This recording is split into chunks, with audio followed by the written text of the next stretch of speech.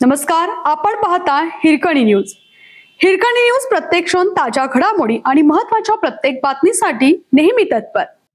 डफळापूर जवळ वाहनाच्या धडकेत वृद्धाचा मृत्यू. जत तालुक्यातील डफळापूर येथे भरधाव वाहनाच्या धडकेत एका वृद्धाचा मृत्यू झाल्याची घटना समोर आली आहे.